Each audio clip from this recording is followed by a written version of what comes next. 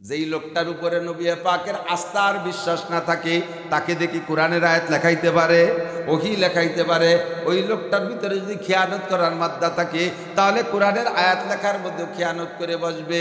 কাজেই ওই লোকটাকে হুজুর ব্যবহার করতেন না। কাতেবে ওহীদের মধ্যে হযরত মুআবিয়া ছিলেন। নবী পাকের জীবদ্দশায় ছেলে হিসেবে যুবক মানুষ ছিলেন। পরবর্তীতে বয়স হয়েছে, খেলাফত পাইছেন, ভিন্ন কথা, লম্বা চওড়া আলোচনা সেদিকে। হযরত মুআবিয়া রাদিয়াল্লাহু তাআলা একবার রাতের বেলা তাহাজ্জুদের নামাজ পড়তে, এক রাত তাহাজ্জুদের নামাজ ছুটে গেছে। খুব খেয়াল করেন, তাহাজ্জুদের নামাজ ছুটে গেছে। তাহাজ্জুদের নামাজ রাত্রে পড়তে না পার, ফজরের নামাজ পড়ছে জামাতে, কিন্তু তাহাজ্জুদ পড়তে না পারার কারণে সারা দিন এত কান্না কাঁদছে, সাহাবাদের সামনে মুখ খুলে মসজিদেও যায় নাই, ঘুমটা মুড়ি দিয়ে, রুমাইল মুড়ি দিয়ে যায় নামাজ পড়ে আইসে আবার ঘরের মধ্যে বসে সারা দিন কাঁদছে। কাঁদতে কাঁদতে কিতাবে লিখেছে সারা গায়ের জামা ভিজে গেছে, নিচের জায়নামাজ ভিজে গেছে, তার নিচে পানি মানে মাটিও ভিজে গেছে। কি পরিমাণ কাঁদলে চোখের পানিতে মাটি ভিজতে পারে। জীবনেও কাঁদেন নাই এরকম, বউ মল্লিও কাঁদে না মানুষ, বা বললেও এরকম কাঁদে না, ভাই বললেও কাঁদে না, ছেলে বললেও এরকম কাঁদে না। যেই কান্নার কারণে পায়ের নিচের মাটি ভিজে যায়, এত কাঁদে আমি কোনোদিন কাঁদি নাই। কেউ কাঁদছেন নাকি আমি জানি না। হযরত মুআবিয়া এক ওয়াক্ত তাহাজ্জুদ ছুটে গেছে, তাতে এরকম কান্না কাঁদছে।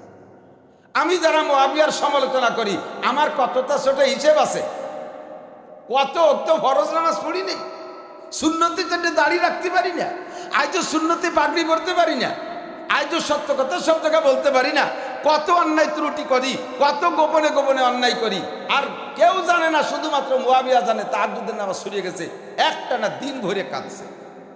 আল্লাহু আকবার। রাত্রে তাহাজ্জুদ ছুটে গেছে কেন? গত রাত্রে বেশি ইশার নামাজের পরে একটু জরুরি একটা মিটিং ছিল, সেই মিটিং করতে করতে রাত বেড়ে গেছে, যার কারণে শেষ রাত্রে টাইম মতো উঠতে পারে নাই। আবার শয়তানও একটু সহযোগিতা করতে পারে। আজকে থেকে প্রতিজ্ঞা করছে জীবনে কোনোদিন আর ইশার নামাজের পরে সময় নষ্ট করব না। আর আমাদের তো মূল সময় নষ্ট হয় ইশার পরে। হ্যাঁ, কথা বলেন। যারা মোবাইল পার্টিকে আমল শুরু হয় তো সবাই শুয়ে যাওয়ার পরে, ঠিক না? বুড়ো গুড়ো আবাল বৃদ্ধ বনিতা নারী আর পুরুষ, আল্লাহ যে কেমন একটা নিয়ামত পাঠাইছে মোবাইল, ঘন্টার পর ঘন্টা চলে যায়, কিভাবে টের পায় না। জোহরের পরে রমজান মাসে কয়জনের খবর পেলাম, জোহরের পরে কষ্ট হয়ে যায় বিদায়, জোহরের পরে মোবাইল নিয়ে বসে, কোন ফাঁকে মাগরিবের আজান দিছে টেরই পায় না। রোজায় কষ্ট হয়নি, এবার রোজায় কষ্ট হয়নি, মোবাইল কিনছি এই জন্য কষ্ট হয়নি। হযরত মুআবিয়া সিদ্ধান্ত নিয়েছে আর জীবনে কোনোদিন ইশার পরে সময় নষ্ট করবো না। ও ভাই খেয়াল করেন, ইশার পরে যদি কেউ সময় নষ্ট করেন তাহলে তার শেষ রাত্রে উঠতে অসুবিধা হবে। বাস আজকে উনি সেই সিদ্ধান্ত নিয়ে সারাদিন তো কাঁদছেই, এরপরে ইশার নামাজ পড়িয়ে ঘুমাই গেছে, শেষ রাত্রি টাইম মতো সজাগ হয়ে গেছে, তাহাজ্জুদ পড়বে উঠছে। তো উনিও সজাগ ভাব, এর মধ্যে দেয় যে কে যেন মাথা নাড়াচাড়া দিচ্ছে। আজকে উনি মনে করলেন যে দিন ভরে কাঁদছি, তাহাজ্জুদ ছুটে গেছে, হয়তো আমার স্ত্রী আমাকে ডেকে দিচ্ছে নাকি। তো দেখেছে না, স্ত্রীও আর এক দিক ফিরে ঘুমাচ্ছে, কিন্তু কে যেন এবার মাথা নাড়াচাড়া দেয়। তো উনি বলছে, হ্যাঁ মানান্তা, হ্যাঁ তুমি কে আমার মাথা নাড়াচাড়া করো? কয় যে হুজুর পরে মানে আগে উঠে নামাজ পড়েন। কয় যে কে তুই আগে পরিচয় বল? কয় যে না পরে আগে তাহাজ্জুদ পড়েন, শেষে ফজর হয়ে গেলে ভর্তি পারবেন না, আর এক বেকায়দা সারাদিন কাঁদি বেড়াবে না। কি সুন্দর বুদ্ধি, তাড়াতাড়ি পড়েন, ওঠেন। কয় যে না তুই পরিচয় দে, তুই পরিচয় না দিলে উঠবো না। আমার স্ত্রী শোয়া, তুই কিনা আমার ঘরের মধ্যে ঢুকবি। তো দেখছে যে বড় বেকায়দা পরিচয় না দিয়ে কয় যে আমি ইবলিস, একেবারে পরিষ্কার মুরব্বী ইবলিস, আমি শয়তান গুড়াচ্ছাও।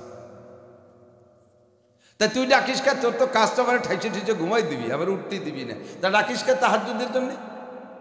কয় ডাকি কেন, আমার মূল ডিউটি হলো গতকাল পালন করছি, আপনারা উঠতে দেয়নি। তো উঠতে না দেওয়ার কারণে যে আমার লস হয়ে গেছে, এই জন্য আমি কোনো গুনার থেকে তওবা করি না, এটাতে তওবা করছি যে জীবনে আর কোনোদিন আপনার তাহাজ্জুদ কাজা হতে দেবেন, আপনি না উঠলে আমি উঠবো। গত রাত্রে এক রাত্রে তাহাজ্জুদ ছুটে যাওয়ার কারণে আপনি সারাদিন ভরে যে পরিমাণ কান্নাকাটি করছেন, তাতে আল্লাহ পাক রব্বুল আলামিনের কাছে এত নৈকট্য লাভ করছেন যে 30 বছর একটানা তাহাজ্জুদ পড়ে আপনি ওই পদমর্যাদা পাইতেন না। এই এক রাত তাহাজ্জুদ ছুটে যাওয়ার কারণে আপনার এত লাভ হয়ে গেছে। আমি সেই থেকে বুঝতে পারছি যে আমার আপনার গত রাত্রে তাহাজ্জুদ পড়তে না দিয়াতে আমার কি পরিমাণ লস হয়েছে।